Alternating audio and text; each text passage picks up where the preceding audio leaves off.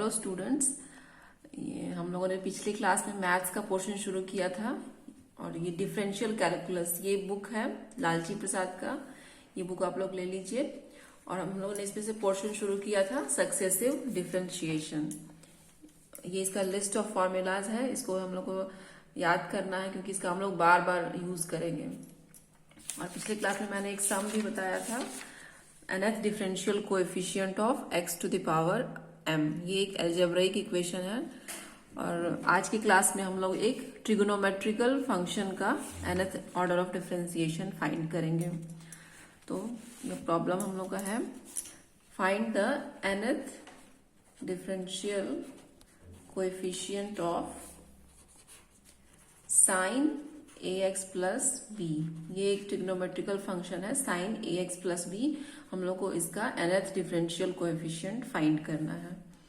So let y is equal to sine ax plus b. ये हम लोग का y फंक्शन है साइन ax प्लस बी। हम लोग को इसका nth डेरिवेटिव यानी कि yn फाइंड करना है। तो हम लोग स्टेप बाय स्टेप पहले 1, फिर सेकेंड, फिर थर्ड डेरिवेटिव फाइंड करेंगे। इसी तरह हम लोग को nth डेरिवेटिव फाइंड करना है। तो सबसे पहले हम लोग इसको एक बार डिफरेंशिएट करते हैं। y1 यानी कि फर्स्ट dy बाई dx ये फाइंड कर रहे हैं। तो साइन ax प्लस बी का क्या होगा डिफरेंशिएशन? साइन का डिफरेंशिएशन होता है cos, यानी कि cos ax प्लस बी।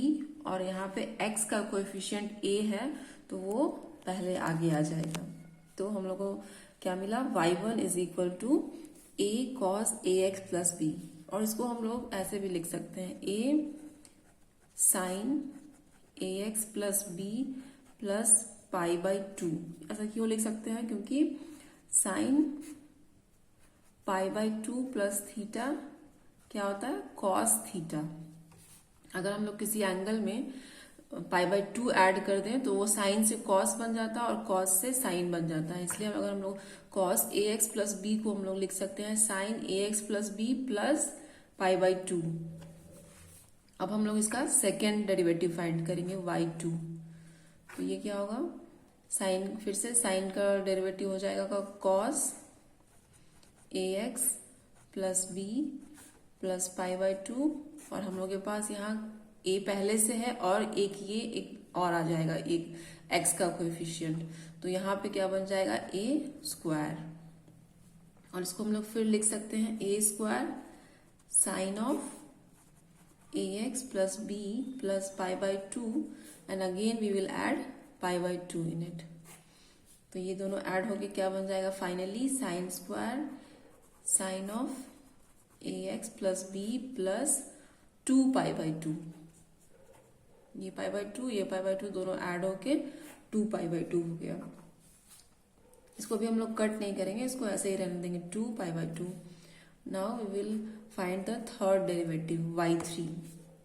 तो ये उसी तरह क्या हो जाएगा? a cube cos of ax plus b plus 2 of pi by 2।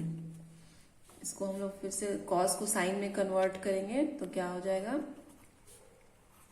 Sign of ax plus b plus 2 pi by 2 और एक और उसमें पाई बाई 2 ऐड हो जाएगा। तो ये टोटल मिलके 2 pi by 2 plus pi by 2 ये हो जाएगा 3 पाई बाई 2। तो हम लोग उसको लिख सकते हैं a cube sine of ax plus b plus 3 pi by 2। तो ये हम लोग को एक ट्रेंड दिख रहा है कि अब हम लोग इसी तरह nth डेरिवेटिव क्या होगा इसका? yn विल बी, जैसे यहाँ थर्ड के लिए a क्यूब मिल रहा है, उसी तरह हम लोग को जब nth डेरिवेटिव फाइंड करेंगे तो a क्यूब के ये चेंज होके a to the power n। जैसे यहाँ जब थर्ड डेरिवेटिव था तो यहाँ पावर 3 है a का, उसी तरह जब nth डेरिवेटिव फाइंड करेंगे तो a का पावर n होगा। और sine ax plus b plus यहाँ 3 की जगह n यानी कि n पाई बाई 2। ये होगा इसका nth डेरिवेटिव।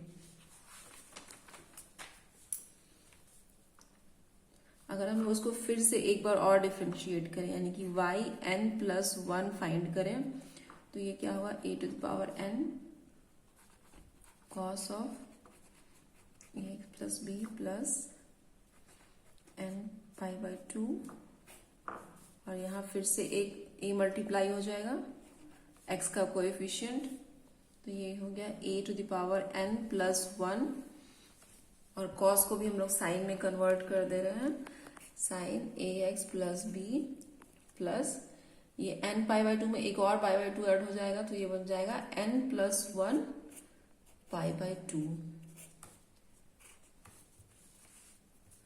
तो ये हम लोग क्या देख रहे हैं कि ये जो फॉर्मूला है वो n के लिए भी ट्रू है और n प्लस 1 के लिए ट्रू, दोनों के लिए ट्रू है।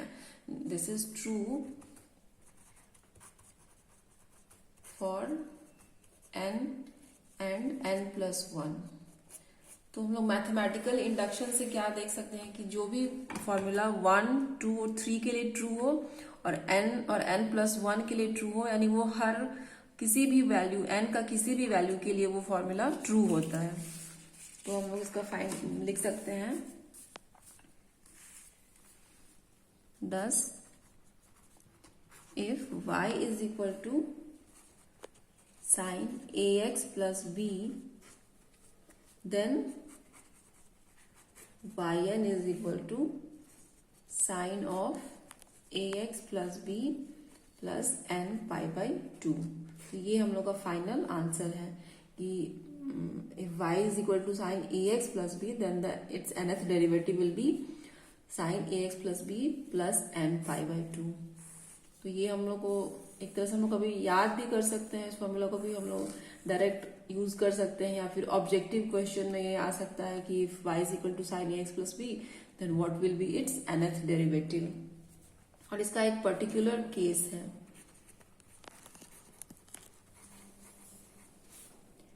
If b is equal to 0, अगर इसमें b का वैल्यू 0 है तो y क्या हो जाएगा साइन ऑफ ax। तो उस समय क्या होगा y ये हो जाएगा a to the power n sine ax plus n pi by 2। और अब इसमें अगर हम लोग a को भी 1 कर दें, if a is equal to 1 और b को तो 0 हम लोग रखेंगे, b is equal to 0, then y क्या हो जाएगा साइन ऑफ x। यहाँ पे अगर हम लोग a को 1 कर दें और b को 0 कर दें तो फंक्शन क्या हो गया साइन ऑफ x। तो उस केस में yn क्या होगा sine x plus n pi by 2। तो ये दो पर्टिकुलर केस है कि अगर हम लोग b को 0 कर दें तो yn का वैल्यू क्या होगा, और अगर a का वैल्यू 1 रखें तो इसका nth डेरिवेटिव क्या होगा। तो इसको हम लोग याद भी कर सकते हैं, if y is equal to sine x then yn is equal to sine x plus n pi by 2। तो ये हम लोग इसको याद कर लेंगे।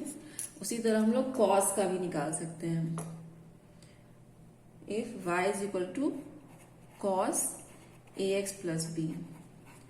तो ये सेम ही फॉर्मूला जैसे हम लोग साइन का फाइंड किए हैं वैसे ही cos का भी स्टेप बाय स्टेप करेंगे, y1 y2 y3 फाइंड करेंगे, फिर yn फाइंड करेंगे, फिर yn प्लस 1, और हम लोग cos का फिर निकालेंगे।